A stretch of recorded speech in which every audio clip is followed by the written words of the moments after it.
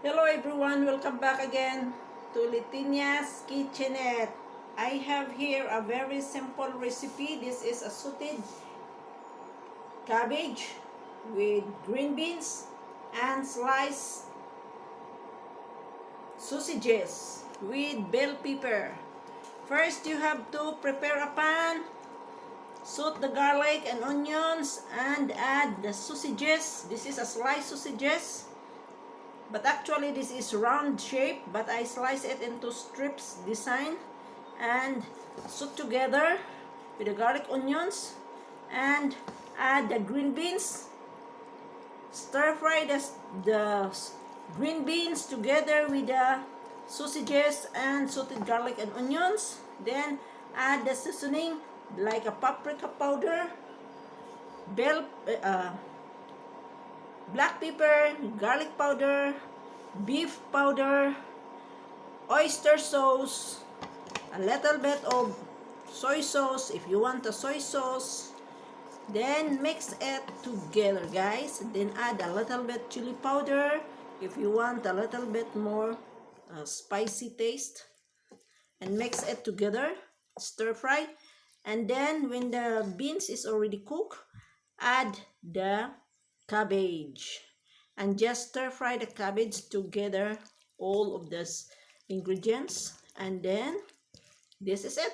So this is how it looks like. This is a very healthy, yummy diet food for the if you want to maintain your weight or to lose weight, just eat vegetables or veggies. This is a very express cooking. Just slice onion, garlics, sausages, and stir fry and add the green beans, and then season it with your desired seasoning and the cabbage. This one I did not add this water because the cabbage has already water in itself. When you are continue stirring it, stir fry, the juice will extract, and also from the beans. Just cook in a moderate heat until everything is fully cooked. Okay, so this is a very express cooking. This is ideal food for the diabetic and high blood person, because as a diabetic we are not allowed to eat more carbohydrates, because carbohydrates have a lot of sugar. So since you are diabetic, so you have to minimize the consume of carbs or carbohydrates, because everything which is like sticky, like rice, bread, pasta, it has sugar.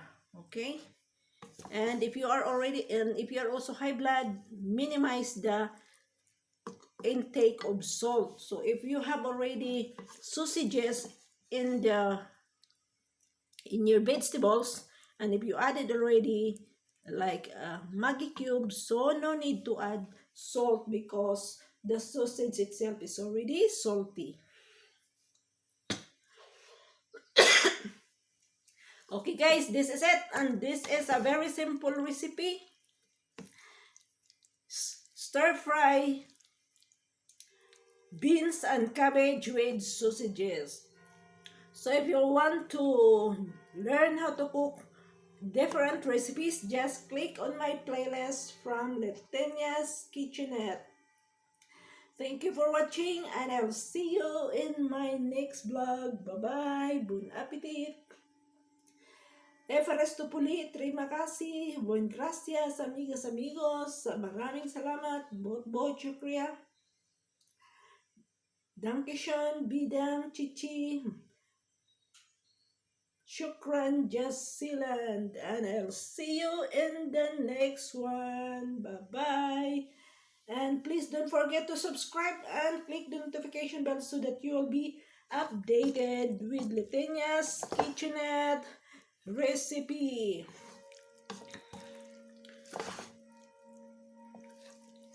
Vamos comer. Bon appetit. Amigas, amigos. Ciao. Bye-bye.